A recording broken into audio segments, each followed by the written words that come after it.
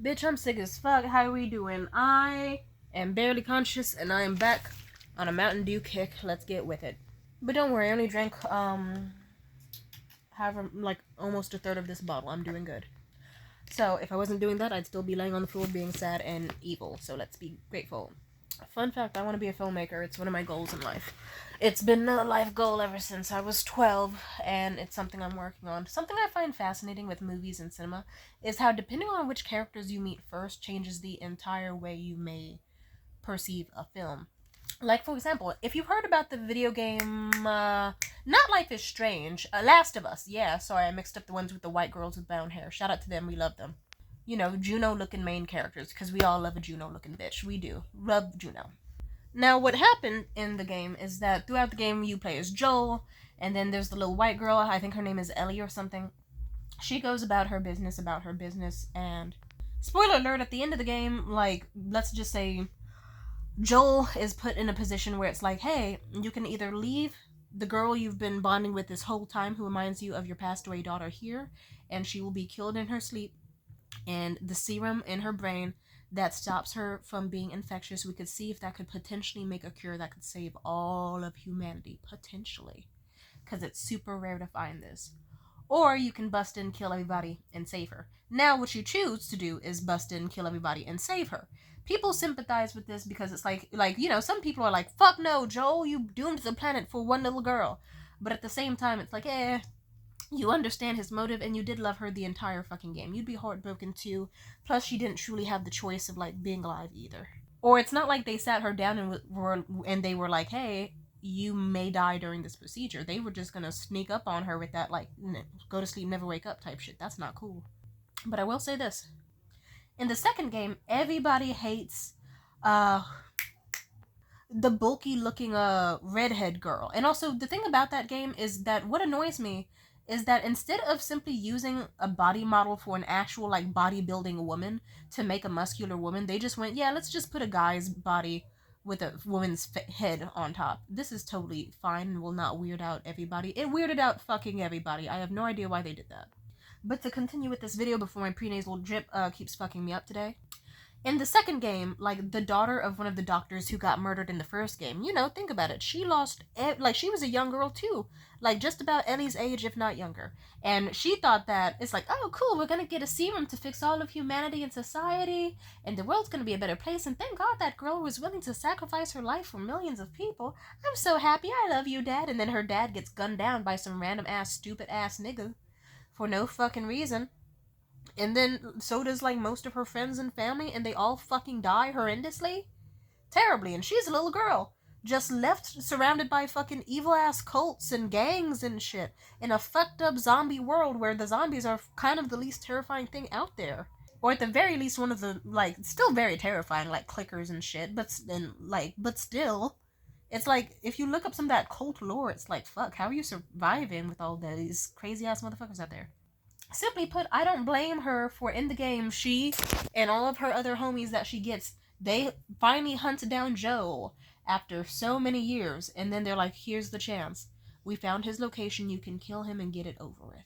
You can just finally take his fucking life and move on, and life can be good. People all across the fan base hate this girl. And they're like, how dare she kill Joel? How dare she kill Joel? She's fucking wrong. Nigga, no. Because then guess what Ellie does? The whole game, Ellie's character is like, I'm gonna seek revenge on that redheaded, muscular, man-looking bitch, and I'm gonna slit her fucking throat because she killed Joel. And then everyone's like, yay! But if you think about it, if you didn't get the first game, and you only had the second game, and you only had the sequence where you played as the redhead girl, and it's like, yay, Dad's gonna fucking save the world because this girl donated her body to science to save all of humanity in this fucked up world we live in. And then some random asshole with a fucking musty ass beard comes in, shoots your pappy, shoots everyone you love dead, you're left stranded and miserable, and like even less safe than before in a zombie filled world, and you finally have the chance to take out one single nigga who fucked you up real bad and like killed her bloodline. Everyone, you would be on her side. The only reason you're not on her side is because you got to see Joel's perspective and Ellie's perspective first. You bonded with those characters and more. And that's something I find fascinating because it's like truly, like people don't want to admit it, and they're always hypocrites. They're like, no, fuck the redhead girl regardless. She should have gotten over it. It's like, okay, but guess what? Ellie should have gotten over it too. Ellie should have realized it's like, yeah, that bitch got her dad killed. So she killed Joel, who rightfully deserved it because he was wrong as fuck for what he did. Like, if anything, I'm pretty sure a big point of the second game was how you can't just keep doing revenge on people because of the endless doom spiral, and the cycle will continue and violence will repeat and tons of people will unnecessarily get killed. Like, it gets to the point where at some point Ellie accidentally murders a pregnant lady and much more. And it's like, yeah, it's like you're not like you're just causing more pain, more revenge cycles, more terrible things to happen. At some point it has to stop. And I find that fascinating. Sometimes I think about that. Like, if I were to write a movie, like, think of it this way. Imagine a movie where it's like about baby mama drama or whatever. Like, imagine a movie like this. Imagine a movie starts off where you play where it starts off with like a young child who has a loving home with his mother in a roughneck neighborhood or whatever. And he's enjoying himself, and then he meets a strange mystery man, and the mystery man is very friendly, kind of weird. Like, he has a weird kind of swagger to him, kind of pimp-like, kind of groovy, kind of fun, but you sense a bit of edge or danger to him, but kind of like in the way of a sly fox, not necessarily a villain. Like a slick talker, someone with charisma. And as you watch the movie, you're like, oh, this kid's clearly bonding with this random man in his neighborhood. But then the mom finds out, and the mom's like, get your ass away from him and never deal with that man. I swear to God, never fucking deal with that man. You'd be like, whoa, the mom's crazy. And then imagine if later on in the movie it gets revealed that it's like, oh, the man who's been so nice to this child all along was actually like a deadbeat father who ages before was terrible to the mother. And then it shows sequences about how, like, he wasn't the best guy before, when he was with the mother before the son was born, and now he's trying to, like, 7 years later, like, he sees the kid and he's just trying to spring up now. Some people might watch a movie like that and be like, oh, the baby mama's just bitter and mad because their relationship didn't work out. She needs to give him a chance. He's been so good this whole movie. But that's because you met him first. That's because you got to see more of, like, oh, this is how, like, from a child's perspective, like, how one might naively perceive the father, the character, all that. And, like, how it's like, oh, he could benefit from this attachment, maybe. It could be fun. Why is the mom being such a bitch? Why isn't she letting him bond with the kid? And maybe even if you saw her fucked up perspective afterwards, you'd still kind of be like, hey, he's trying to be good now. Let him have his redemption arc. But imagine if it was reversed. Imagine a movie where it's like, you start off with the perspective of the soon-to-be baby mother. Two people in a relationship. She's with some cheating fuckboy who's a terrible person, but, you know, she stays beside him because they have their really good moments. When it's good, it's good. And when it's bad, it's rough, but he always comes back around. She gets pregnant. He is basically a stank-ass nigga who just dips on her. She tries to contact him. He's out busy with hoes or saying it's not his baby and trying to make her life a living hell and be fussy and basically fuck her shit up and embarrass her. And so, you know, she goes about her life, like, raising the kid by herself. She goes about her life, like, struggling, trying, like, really trying to persevere amongst all odds to give her kid a good life. And to the point where the kid doesn't even know who his real dad is, and he's never even met him or seen him. But, you know, she knew, it's like, oh, that's the type of man who wouldn't even buy diapers for his kid. That's the type of man who knew she was giving birth and didn't show up to the hospital because he was too busy being at the club. That's the man who didn't sign the birth certificate, who knew that she had a C-section and almost died, who knew she was struggling, who spread rumors about, like, you would see the perspective of her and be like, yeah, this guy's an asshole. Now imagine you watched a movie where it's like, it started off that way. It started off with you see the mother struggle. And, like, how it took her a very, very, very long time to persevere. Very long time. And then eventually, one day she comes out and she sees her 7-year-old child bonding in the neighborhood with a man, an attractive man. Oh shit. It's the baby father. And he's trying to weasel his way in. Now that she has her life good and she looks good and the kid is doing well without him, he thinks he can just stride on in and be like, oh yeah, I'm your father, kid. Yeah, let me be a good influence. Why won't you let me around your kid now?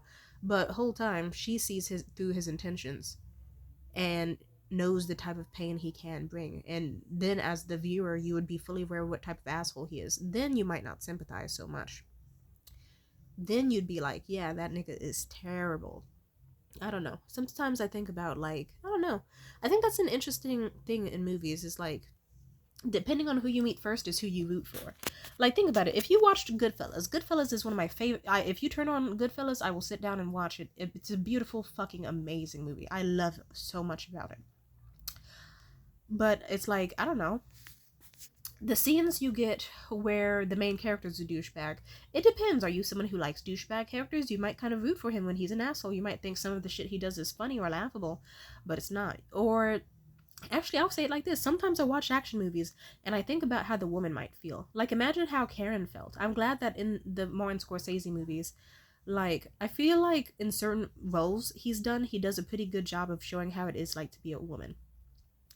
But it can be interesting. Like, for example, some men watch the Jordan Belfort scene where he rapes Naomi, and he's like, haha, look at this guy. He's such a pathetic asshole who busts crick and can't satisfy his wife, and he's such a pervert. But from the woman's perspective, it's terrifying. It's like, this is a man you plan on leaving soon who's terrible. He's forcing you to the ground, pinning you down, trying to strip your clothes off, and basically demanding, begging, and forcing you to fuck him.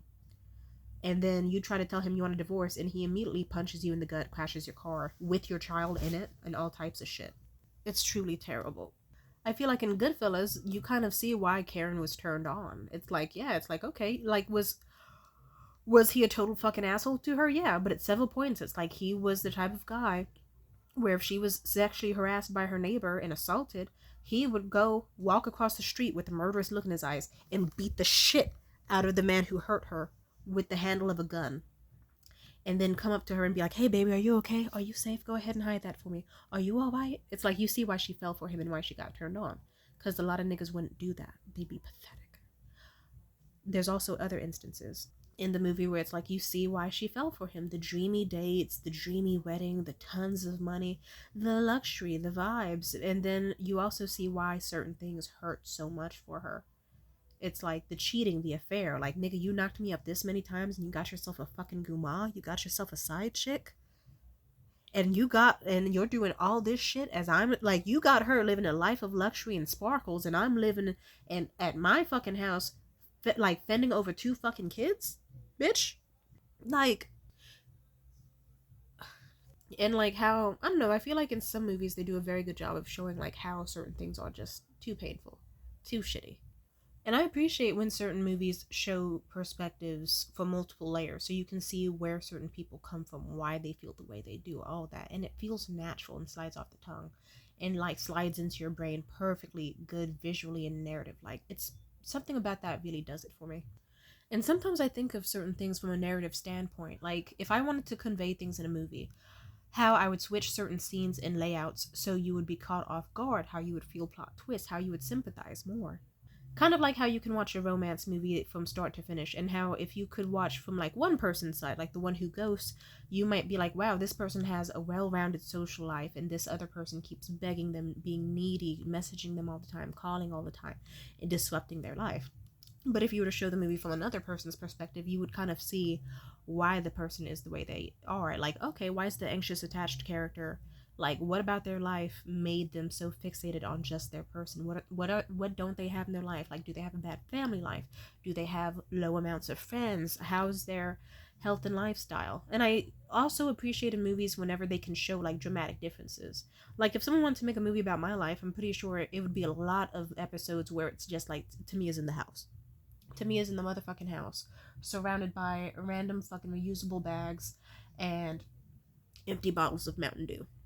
And then you'd kind of, if my life were a movie and you had to show like, okay, why does this character fixate on certain people in her life, like men or romance or certain social outings, then you would see like the drastic difference in scenery, colors, fashion, how she takes care of herself, how the character interacts, and you'd see a huge sparking difference to the point where even if you were watching the show, you'd be like, damn, I especially love the romance episodes, the ones where she sits at home aren't so fun. And then you would go down that narrative and see why they get so obsessive. There was one movie that Audrey Plaza was in where she played like a stalker type character, and I think they did a pretty good job of showing in that movie why she was so obsessed with that girl, because the person she was obsessed with in that movie. So this is a movie that I remember seeing as a teenager. I like it, but it could have been better. It was called Ingrid Goes West. It has Audrey Plaza. She plays a girl named Ingrid who has obsessive tendencies. She usually obsesses over people who are kind of like her, but more mentally stable, have better lives, all that. Like, the movie literally starts off with her pepper spraying a random bride at a wedding for not opening her text messages or inviting her to the wedding. And at some point, she runs into this amazing, like, Los Angeles socialite named, like, Taylor Sloan. And they become friends because Audrey kind of stalks her and finds out as much as she can about her and tries to basically become her because she doesn't quite have a life of her own and she wants a life that feels like full and successful. She wants to be loved, she wants to be admired, and she wants friends. And I quite like the movie. But I will say this, I found it to be, cuz how do I put this? Someone could have easily made a movie about, like, single, like, it's a single white female type comedy that doesn't inherently go quite to the horror movie level that it could have, but I still very much enjoyed it. But anyone could make a movie about, like, ooh, pretty young white woman with a nice, expensive, lovely lifestyle has a stalker who wants to be her. We've heard that narrative. No offense, at least for me personally, I feel like I've seen that narrative a lot. It's not quite interesting. I like when movies flip the narrative to a more unique perspective. Like, okay, let's get into the mind of someone who's the nut job. Because anyone can hear a story about the person getting stalked. That's terrifying. I like movies where it's like the perspective of the stalker. For example, um, a movie that I really love is called Maniac. It features Elijah Wood. It was one of the most fucked up movies I had ever seen when I was a teenager. I was like a whole decade before. I was like 14, 15 when I found that movie, like freshman in high school. It was a disgusting fucking movie. But it's cool because it kind of showed, like, how do I put this? The main character is like borderline schizophrenic, has maladaptive daydreaming symptoms. He does this thing where he goes out and he murders random women by, like, cutting them by their ankles and, like, basically turning them into, like, human mannequins in his house. Or, okay, he specifically cuts off their scalps because he's obsessed with the feelings of their hair. I love hair too, but still, don't, like, nigga, just be a barber, be normal. And he goes out and eventually he meets this lovely young lady who's extremely fucking gorgeous. And she's awesome, amazing, perfect. And he thinks he actually is genuinely in love with her, but he has a lot of trauma. Like, he still has awful visions of how he saw his mother, a prostitute who was allegedly super abusive to him, getting fucked, playing in his mind 24/7. He has a really misogynistic view of women, and he has, like, really bad obsessive qualities, and he's kind of a disgusting, twisted individual himself. Now, and also, funny enough, I'm looking up this movie as I talk just to make sure I'm getting every single detail right. It's actually free on Pluto, so maybe I should stream it sometime to get, like, a live review and, bond with people on here about it. But it's a disgusting, vile movie, but I still love it. It's one of those movies that just scratches a certain itch for me because it's like how do I put this? It's the same reason people look up the autobiographies of famous serial killers. You want to know how they became the way they did, why they became the way they did, what cogs were turning in their brain, what parts do you understand, what parts don't you understand. Like, I've told this to people and they, like, I remember I told this to one bitch and she hated me after that. I still, ooh, I wish if I had her information I would call her a fucking cunt. She's lucky that I can't find her online again, but frankly it's a blessing to not see her ever again in my life because she also defended rapists. So, she's one of those weirdos who was like, wow, researching the backstories of serial killers is fucking stupid because you can't stop someone from killing. Yes, you can. They're like, bitch, shut up. Are you stupid? I know the answer. The answer is yes. But she also would be like, oh, well, even if someone rapes someone, they should let other people, like, get to know them first to really see how they are. It's like, bitch, that's so much cognitive dissonance that it's like, I don't even have words for you. It's like, how dare you sympathize with people who eventually went down bad paths mentally and want to know their backstories for, like, mental health and child abuse and more, and how they led down that path to see where the fork in the road was. And then also be like, oh yeah, well, I think people should get to know rapists and bond with them. Yay, why not? Learn who they are as people. Let people decide for themselves if they're bad. Like, I don't know. Stupid ass bitch. Let me not think about her. She was ugly anyway, so fuck her. And yes, I know what my hair looks like, and I still look better than her. Sorry, getting off topic. Sorry, I got caught up in the moment. But simply put, am I defending serial killers? No, but I do find it fascinating to learn certain things. You get to, because how do I put this? When you watch, if you, like, how do I put this? It's always interesting to learn how certain people came to be. I've done this with many different people, like famous courtesans, famous kings and queens, how they truly became who they are.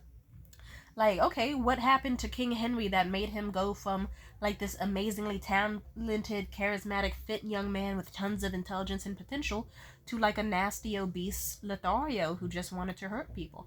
What made Anne Boleyn go from, or like what made some famous courtesan in history go from a normal peasant girl living in Paris with an abusive stepmother and no money to her name and a rape victim into one of the most promising like courtesans across history who got all the glitz and glamour in the fucking world? People crave narratives that are unheard of, unique. Why? Because they give a unique perspective. And that's something I always find interesting. That's why I love movies about crime. Funny enough, I remember I was one of the first people in a scene reads class with this older man, and we were talking about movies. And he was like, "What are your favorite types of movies?" And I said, "Oh, I love mafia based movies like Scorsese, maybe a few works by Tarantino, things like that."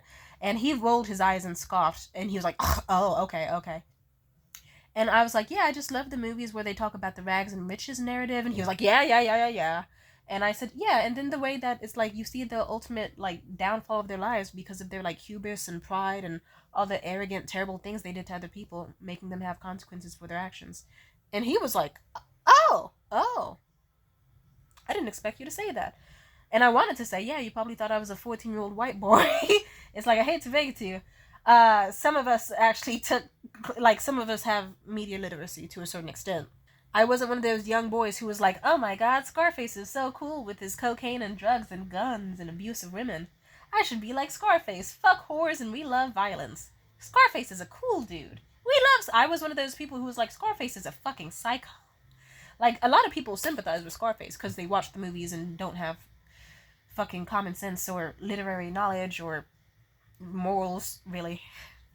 But if you put the movie in the perspective of, let's say, who's a person? The sister. Yeah. Imagine you're the sister and you have a brother who's absolutely arrogant and charismatic, all that. He looks at you a little funny. Like a little suspiciously. Kind of gross, actually. And then it's like, oh, hey, what if you try to get to know, like, you know, her brother was specifically like, here's some money, go out and have a good time, you deserve it, go out and have a good time, get yourself dolled up, buy a new dress and go out and party, have some fun. And then you go out and party and have some fun, and then next thing you know, your brother walks in, storms in, beats the shit out of the man you're about to hook up with in the bathroom, beats the shit out of you, and then eventually you vibe later on, you're really sad and depressed. But then you're like, oh, hey, his homie is actually really nice. I love his homie. I'm actually in love with him. We should, like, my brother has a temper, so let me go ahead and, like, you know, keep romantically dating his homie and then get married. And then imagine your brother fucking finds out that you got with his friend and then is just like, I'm gonna murder your fucking. And he murders his buddy. I get why he murdered him. It doesn't mean it was right to do so, but it's like, oh, you fucked my sister, bro? I get it from Tony's perspective. But then even finding out that they got married, it's still like, Tony has a weird possessiveness over his sister that actually borders just ew. Like, it stopped being protective at a certain point, at least from my perspective. So then you kind of get why the sister tried to kill him. It's like, okay, I can't have fucking fun without you, like, fucking it up. I can't have love without you fucking it up. You have fucked up so many things in my life and embarrassed me and fucked up this family in so many stupid ways. And now, here I am. You never even apologized for murdering the love of my life. You didn't even hesitate because of your stupid fucking rage. And you look at me funny. So now, fuck you, Tony. Fuck me, Tony. And she tries to fucking murder him. I very much loved that scene. I loved when she tried to kill him. I forget how that scene ends. I'm pretty sure she dies at the hands of someone else in that scene who was trying to assassinate Tony, but still. I don't know, I like when movies do that. Especially movies where it's like, simply put, you see why someone went towards the downfall. Because anyone can make a movie about the villain being a villain. Anyone can make a movie where it's like a cop trying to take down the bad guy who became the kingpin, who was corrupt. But people love movies where it's like, okay, why did the kingpin become a kingpin? Because at some point the kingpin was just a struggling boy in the ghettos of a city, like, with, like, this condition or that condition, and then eventually he got an opportunity to make his life better where he didn't have to starve all the time. He got good treatment, he got used to it. Like the main character in Goodfellas, he didn't really care about right and wrong. He cared about, hey, which way do I want to be treated? The main character in Goodfellas was like, hey, I don't want to be some sort of fucking wimp eating shrimps. I want to be the mobster with the lobster. And he chose what he chose, and he went after what he went after. He thought I could just be some poor, struggling, half Irish, half Italian fuck who is mistreated in society and extremely like doomed to have a poor, suffering, small little life. Or I could have nice Italian leather shoes and suits and make a shit ton of money and get tons of respect in my neighborhood, and people love my fucking mother, and everyone treats me well, and no one can ever look down on me in a society that definitely would look down on someone like him. And I love that. You see why. In the video game Mafia, that's a great game. I love that game. So what happens in that video game, you see that he is a fucking verbally abused taxi driver who just keeps getting like fucking shat on all the time, all the time. People treat him like shit until eventually he gets the chance where it's like, oh, he can work for the mafia. And he does. He earns a lot of respect. He stays with his homies. He stays respectful and true. And it's like the narrative of the game, it's like you really see that it's like, okay, sure, he's like pushing drugs, or not drugs at first. It's like guns, cigarettes, like other illegal products. And he's capping motherfuckers, but you get why. It's like he's got people to feed. He wants a better life. You get his motivations even though you don't inherently agree with it, but you see why he chose the choice he made. And something about that just does it for me. It just makes me a big fan of like, okay, sorry, this video is a little too long, but and I'm sick. But I'll say is this. The movie, another relevant film, She's Gotta Have It. I don't love the film, but I appreciate it because I can relate to it. I also enjoyed the TV show. And it kind of shows like the hypocrisy and like how she is a woman who wants to be sexually free to do whatever she wants when she wants without consequences. How it's like, ironically, the same men who want to kind of put her in a cage or have her monogamously, they don't truly want her. They like the idea of having her. But deep, deep down, they don't want to be monogamous themselves. You know, they're married. And if they're not married, they have hoes. And if they don't have hoes, they're just like lustful and see her as one out of many women. And they just really want to trap her, and they only like her because they feel like, ooh, maybe this is the one who I can finally tame and domesticate and keep in the house. But deep down, she knows they're going to have their fun regardless, so she refuses, and it frustrates them and entices them all at once. She's like the most hated woman and perfect woman to these men because of it. And something about that just always stuck with me. Probably because it's like that's still apparent in my own fucking life, and boy is it tiresome. But anyone can make a movie about a man who fucks nonstop hoes and treats them disposable. And, ooh, how dare this bitch on the side think that I truly loved her because I said I truly loved her. How dare she try to fuck up my flow and want to be taken serious. This was when someone made a movie where it was just straight up like, hey, here's a movie about a girl who treats niggas like they're disposable, who has her own rotation and her own flirtation, and she's living her life to the fucking fullest, having fun, and niggas hate that. The whole time, she's just giving these niggas their just desserts. It's like, boo-hoo, nigga, womp womp. I'm gonna have my fun. If anything, I had that recently with a man just the other day. Like, I won't say too much about my business. I will just say, though, he very much knows that he is attached to other people. And he still had the nerve to be like, now that I've told you this, out of curiosity, are you going to date anybody else? And I said, yeah. And he immediately was like, oh, yeah. Like, he tried to hide how sad he was. He was like, ah. He got so sad. It's like, nigga, you got several bitches. Calm your ass down. The hypocrisy is real. I've dealt with it plenty of times before. Even niggas who liked She's All That, who loved that movie, I would still catch them being like, I want us to be poly and non-monogamous and both be free to do whatever I want. But then they couldn't even handle me saying a sentence like, ooh, I once knew a guy who, without going, fuck, and just like immediately having a breakdown. It's like those were the same men who were like, I can totally handle something non-monogamous. And, you know, tons of people can make movies about women who, like, that's also why another thing I like is movies about women who were put in positions in society that weren't the most beneficial. The movie Marie Antoinette, it's probably not the most historically accurate movie ever, especially because, hell, they put fucking Converse in that goddamn movie. Sophia Ford Coppola, you will pay for your fucking crimes. But movies like that and The Great, even though they aren't entirely historically accurate, they still paint a pretty interesting image. Anyone can make a film about an arrogant king who wants what he wants and does what he does, but not everyone will make a show like The Serpent Queen, where it's like, hey, imagine that you were some girl who was forced into like this type of society where you hardly speak the language and you're not considered attractive and your husband doesn't want to fuck you and you will be put to death or sent away to a country where you will be put to death there if you don't have the child of this man who doesn't love you. And I don't know, because then it talks about like it shows how society was like on a level that most people don't fully address and acknowledge. People will, like, how do I put this, there's millions and millions of movies about men doing this, men doing that. I always love when I see a movie where it's like, oh hey, this is the perspective of his courtesan, who he was secretly being emotionally abusive to, and all the people in society she had to deal with. This is the story of like his wife, who had to deal with the fact that he was cheating on her openly with courtesans and prostitutes and her even handmaiden. Like Jesus, all types of shit. Like I love reading about Anne Boleyn and all sorts of stuff because it's like Jesus Christ, King Henry was a dick.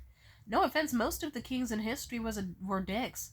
Cause it's like before I started researching women's history, I didn't know that a way a man would get a like if you were a king and you wanted a side chick, you'd be kind of fucked up. You'd be like, hey, wifey, I'm gonna assign you a best friend who is also your maid. She's gonna strip you naked, dress you down, give you advice, and she's secretly the girl I'm fucking.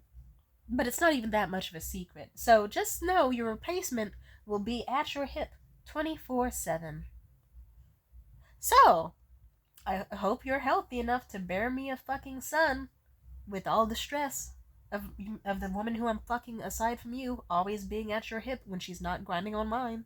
Like it's speculated, allegedly, that a rumor that Anne Boleyn miscarried was because at some point, as she was heavily pregnant, she walked in on her husband trying to get freaky deaky with her handmaiden at the time. Was it Jane Seymour? Which one was it?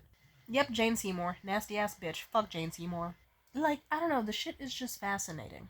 That's why I love stories about the underbellies of life that people don't talk about. Hell, that's why a lot of people like that channel, what's that channel? Like, uh, Soft White Underbelly. Yeah, where the guy interviews women of the night and prostitutes and trafficked young women to document their life and journey.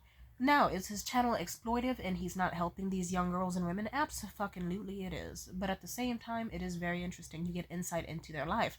How at some point they were just normal young women who became the way they became. Anyone can make a story about like a pimp who like actually no, like I don't know. It's interesting how you could watch a movie and learn like plenty of people make movies about like pimps having bitches, but what about a movie where you see a young girl slowly transform from someone with identity to someone who sadly is stripped of it and forced to be working the blade under a man's grip? Like it's really there was one movie that really stuck with me. I forget the name of it, and it's a shame I did. It was this movie set in Africa where this older like African woman, she was being trafficked in like some sort, I forget, I think in the UK or London or something.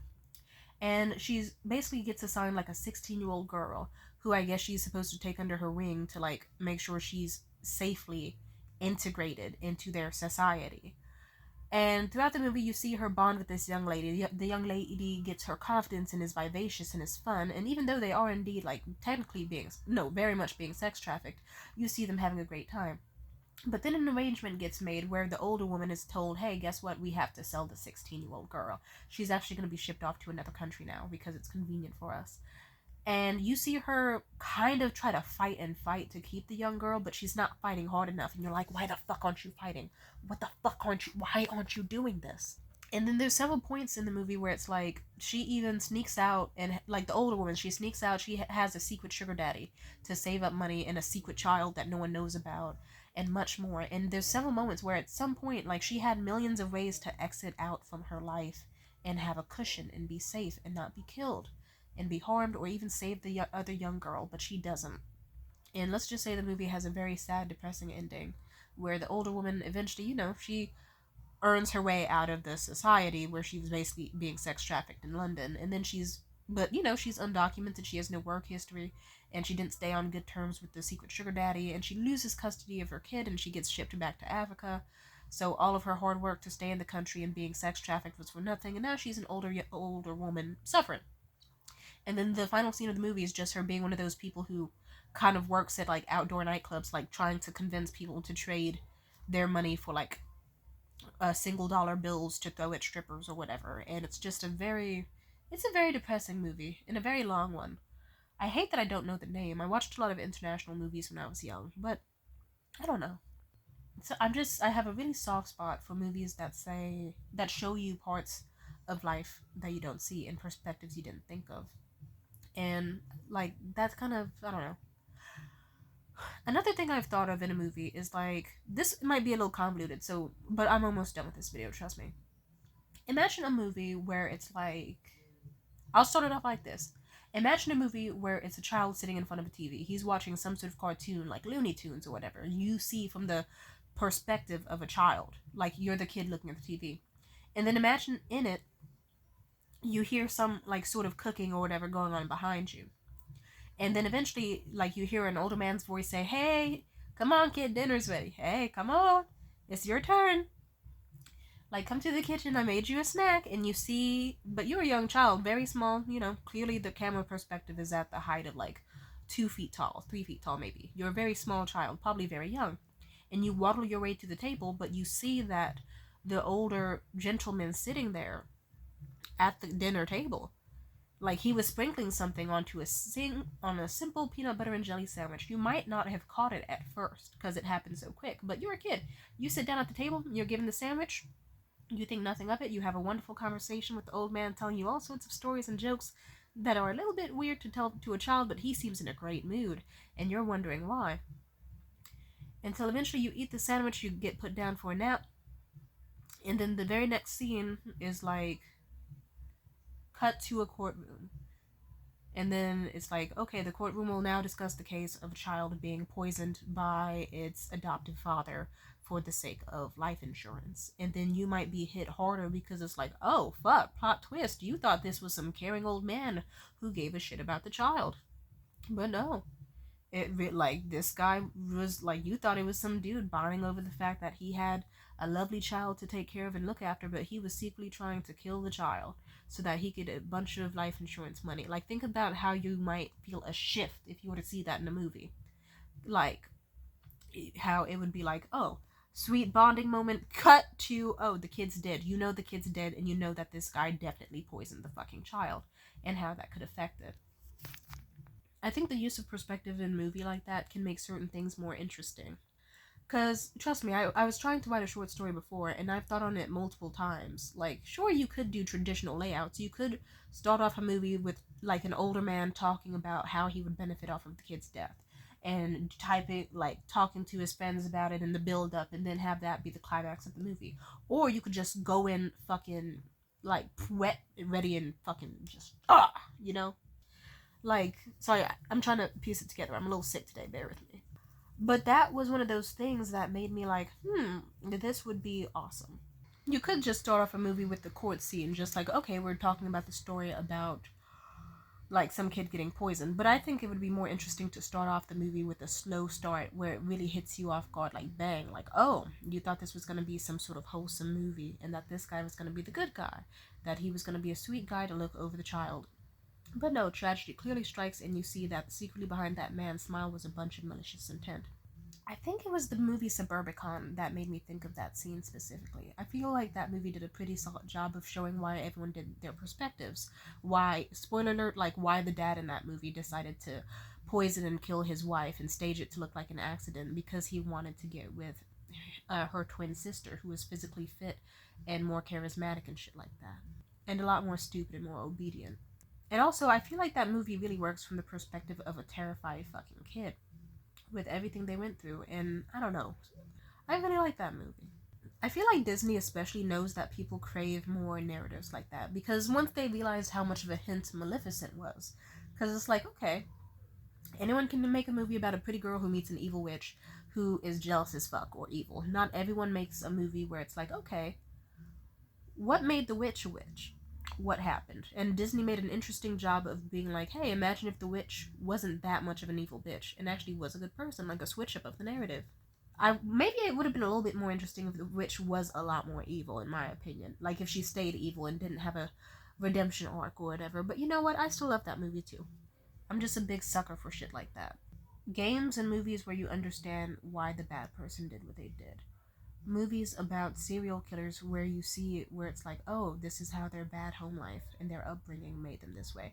Like movies or TV shows where it's like, okay, this is why this woman became a gold digger. She was getting sexually abused in her childhood, and she was constantly surrounded by manipulative people, so she knew the only way you can survive in a place like that is to outsmart them.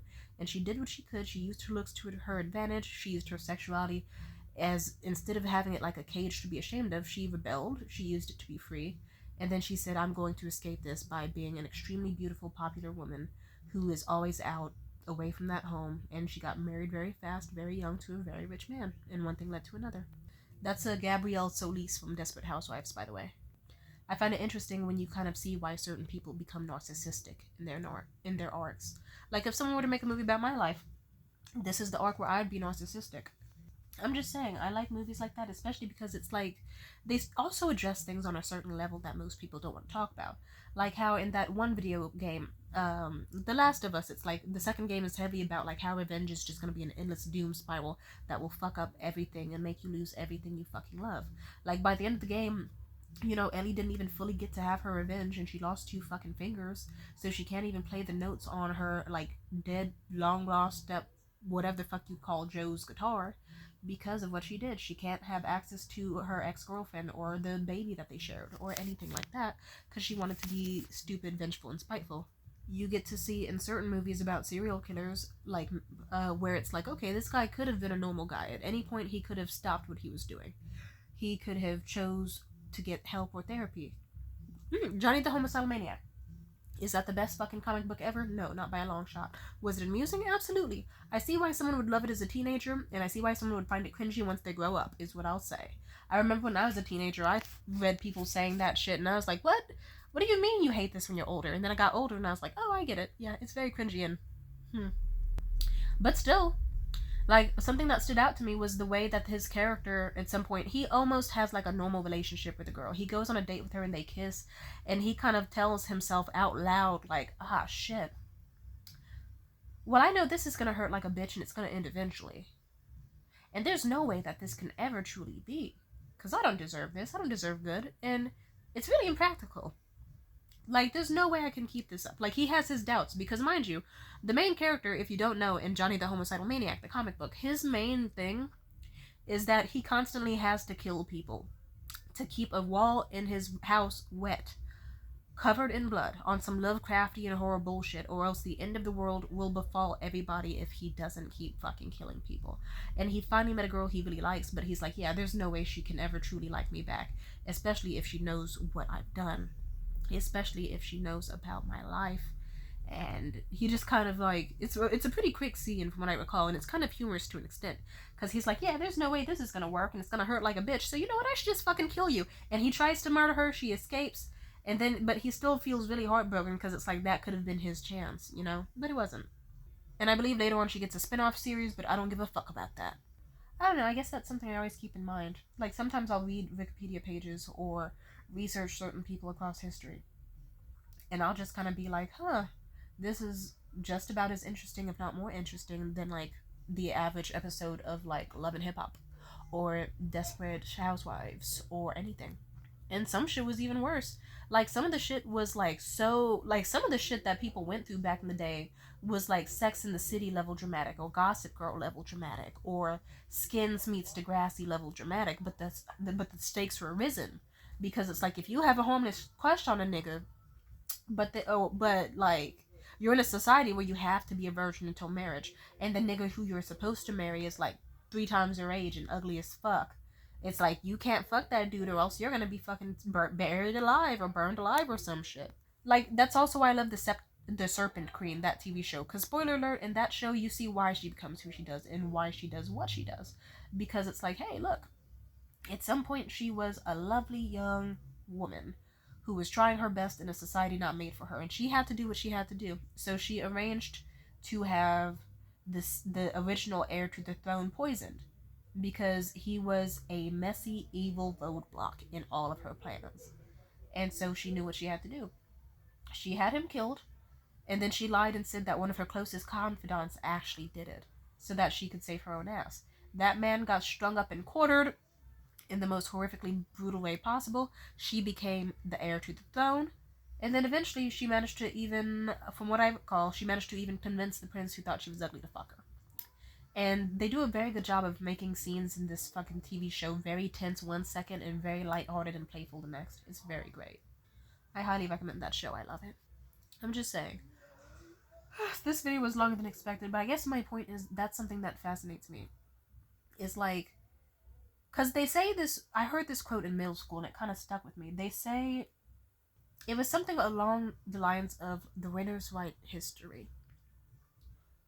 You know, like you win everything. You even get the right to say how your story is told, even if it's true or not. That's why so many colonizers get to write history books the way that they fucking want them written. And so, that's why so many people thought Thanksgiving truly was just a nice little holly jolly event where Native American people fucking had a big feast with white people. No. That's why I'm so glad that there's Native American films and movies coming out where it's like, no, this shit was brutal. Like, stories like Blood Meridian and shit. And that recent, like, Leonardo DiCaprio movie that I still have to fully watch. What is it? Like, Blood of the Flower Moon or something? Like, shit like that. And movies that truly show how it's like, yes, this is what actually happened. This is what actually happened to Native American people. This is what truly they went through. They suffered. A lot of them, like, narratives are important and they need to be shown. You don't have to agree with the narrative, but it is important. Which reminds me, I have to watch this movie. I think it's called American History X or whatever. I heard it's pretty good. It's like a brutal movie about racism and stuff. But anyway, that's about it for me. I gotta lay down. I'm feeling very ill, but thank you for listening. But yeah, shout out to people who aren't afraid to take risks and make movies about things when they're not even sure society would care about it. Who make movies about things like prejudice or revenge and much, much more. Who make stories where women's voices get heard, where men's voices get heard, about things that we usually don't speak about trans rights and sex workers' rights and racism and prejudice and pain and love and obsession and all the caveats and little fucking points in society that not many people look at, because simply put, life ain't a Disney movie.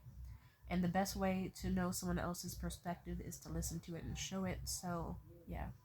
Hell, one of the most interesting people on Instagram I follow along with right now, I don't fully remember their name, but it's this young African man who lives in some point in Europe.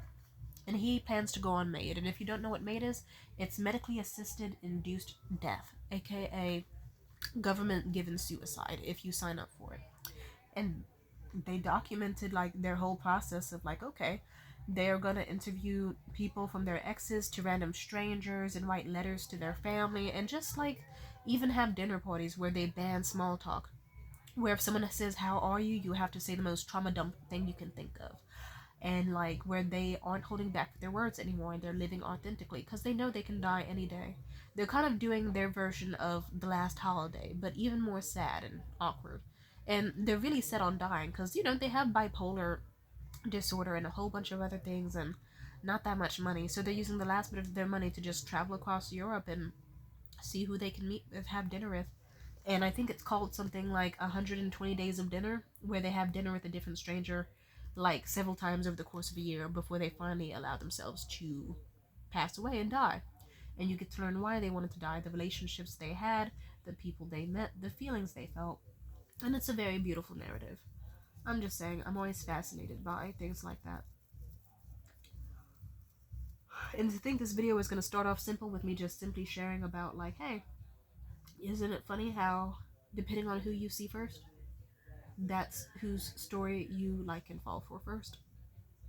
A lot of us grew up on, like, Disney movies, so we're very used to, like, Camp Rock and Hannah Montana, but the world is much more deeper and nuanced than that, and I never understand people who want it to be just surface level. Because there's a lot of beauty in pain, and there's a lot to be learned about other people and about yourself based on what you consume and what you like and don't like and how you feel. And people should know how they feel about certain things. Otherwise, they will live in a hole and die in a hole. And I don't really... comfort zones aren't all that comfortable. I'm just saying. Alright. I think that's enough out of me. But yeah, I implore you to watch a movie that is new and different and unique. like a giallo film or something. And if you like to hate me, I want to be recommended some movies so I can know what you mean about perspectives. I want to get recommended some TV shows. Okay, I'll list off some. I want you to watch the first episode of the TV show Skins. Each episode, they go through a different single character of high schoolers in Britain who basically are like a bunch of young roughnecks, you know? And they have fun, they do drugs, they party, but they also suffer in relationships and teenage drama and how everything feels so small but so big to them and like as a teenager because you're kind of confined with your freedom, too young to truly do anything about your situation, and so you're kind of stuck. I implore you to watch movies like Gone Girl or about Maniac so you can get in the minds of people who are very, very loco crazy and see if you can relate to any point about why they do it. Like, I remember I watched the movie The Love Witch at some point 2 years ago. It was extremely painful to sit through, but it was an extremely beautiful movie. I loved it and hated it all the same. But you know why I hated it? It's because I saw parts of myself in it. Because I knew deep down it's like, this is a woman who wants to be loved and will do anything for it. And that is dangerous. And that it can lead to her doing bad things. That is not healthy. And it's just a process. And that just stuck with me. What can I say? Maybe you can watch the movie House. Some people call it hausu, but it's like a movie made in the 1979. The movie House. It's a Japanese film. It's a movie that I remember was. The movie House is a really good film, specifically because it follows in the perspective of. I'll put it this way. In the movie House, it basically follows along the lines of, oh, look, this is this is a bunch of like six girls from high school all supposed to go on like a fun little summer vacation trip to one of the girls' aunt's house, like a distant aunt who owns a mansion. Basically, it's supposed to be a lot of fun, but sadly the girls get picked off one by one from evil spirits lurking in the house because it turns out the aunt is secretly an evil witch or whatever the fuck. The movie is supposed to be symbolic about how, you know how you'll hear a love story and people will be like, oh, I want to have a love just like my grandparents. I want to have a life like my grandparents. But how loss is painful and can be repeated. In that movie, like, it's talked about how the long lost aunt, like, she lost, sadly, her husband in a war and she waited for him to come back, but he never did. So she never really remarried and she suffered sadly because of it. Like, she experienced loss, but then so did the girls throughout the movie. It's supposed to be symbolic about how that trip was allegedly the last trip before the girls faced a lot of loss in their lives. Some of the girls never got, like, some of the girls had binge. I guess it's like, from how I perceived it, like, one of the characters, she was always eating, always eating, always eating, but she at some point dies from some sort of, like, this is how I perceived it, a binge eating disorder, but I could be entirely wrong. Like, they also could have just made her death silly, but that's how I saw it, at least. And how they have a girl who like was so talented on the piano, but when she dies, like her fingers are still sentient and it just plays a note eternally, a sad tune, and you just kind of know it's symbolic for like she never got to make it as a big successful like pianist like you thought she would. There's okay, like, and like several of the other characters die, like even the characters you think will live, like the one with anxiety, she ends up, like, from what I recall, drowning and perishing terribly. The one who is this amazing karate girl, she ends up getting picked apart bit by bit. And it could be symbolic, it could not be, but from what I can tell, it's just a story about, like, oh yeah, people, especially young girls, can have hopes and dreams, but just like how people in the past can relate to like the good that their ancestors did, like the triumphs, the wins, all of that, you sadly can also repeat the losses. Not everyone gets to follow their dreams. And I can relate to that because it's like, think about it. In some alternate timeline, my grandmother would have found a way to get that permission slip signed so that she could have went to China and with her height and her athleticism became some sort of huge basketball star back in the day. But sadly that didn't happen, so she stayed in California, had a kid with a guy who she thought was short and ugly, got hooked on drugs and fucked up my mom's life. And then next thing you know, my mom, she could have been some sort of amazing air hostess, or she could have had a very nice, far more successful life. But sadly she didn't. She had kids and that she with terrible men, and sadly she lost like a potential future, and now it's my turn. And let's just say I'm still fighting every day not to be the next generation of loss that gets passed down, where I have amazing goals and talent that never get achieved. Because I would hate to wake up one day and then all of the people who are like, Tamia, you should be a model. Tamia, you should be a stand up comedian. Tamia, why don't you rap? Why don't you sing? Why don't you dance anymore? I was one of those people that when I was young, people thought I was a Mary Sue. Like I was just a little bit too perfect. It scared people. God did a lot of things for character development, and boy did that shit hurt. And now I'm a whole different person from who I thought I'd be 10 years ago. And if you watched my journey, you would find it fascinating and terrifying. And even now, I'm going through changes that I will have to talk about on video someday. But for now, it's just like, yeah, it's a process, let me tell you. I'm just saying, eventually, you want a good life. And I'm trying to get a good life. But I think that's why some people are drawn to my channel, because it's like, okay, you got a black autistic chick who's kind of non-binary and shit, who says it like it is in terms of everything. She's sexually liberated and fucking swears like a sailor and never truly has her hair perfectly done in videos, of course. But you'll watch her. Some people like, you know, anyone can watch a movie about a quaint young princess like lady, but when are you gonna get a movie about like a slick talking woman who fought gender norms or whatever the fuck way back in the day? Those are movies that some people want to see because it's like that's a narrative you never hear about and you want to see how it happened and all that. I don't know, that's just stuff I think about. But either way, yeah, any other films I can recommend you? Ooh, a good show is called Misfits. It has some characters from Skins are on Misfits. It's a show about like 6 teenagers who all came from like really intense poverty or fucked up home lives. And they all get like in this weird thunderstorm accident where they develop superpowers based on like their deepest insecurities and stuff. Like, or how they truly perceive themselves. Like one girl who feels like she's never truly listened to because people find her ugly or ridiculous. Like she has the ability to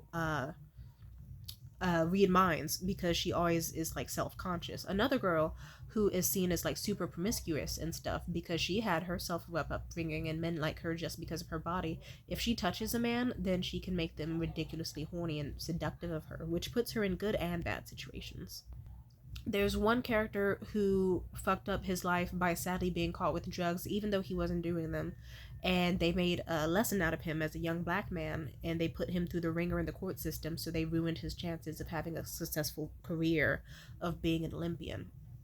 So he wishes he could turn back time, so he actually does have the ability to to rewind time. There's a character who feels invisible because he's the least liked member in the community service area. And lo and behold, he has the power to be invisible. And there's one character who I will not spoil their power for you, but let's just say it was the most hilarious and also sad but interesting reveal ever. It's a great fucking show. Even though I think after like a few seasons it got a little weird. I think they did some character stuff that I didn't appreciate, but whatever. I don't know. I think that type of shit is very, very important to see. Anyway, but your girl is tired and she keeps sneezing, and I want to not keep. I gotta go. But thank you for listening if you've made it this long, and if you didn't stay for the full video, it's okay. I still love you anyway. Alright, bye. You won't get sick from that kiss. So here's another. Peace out.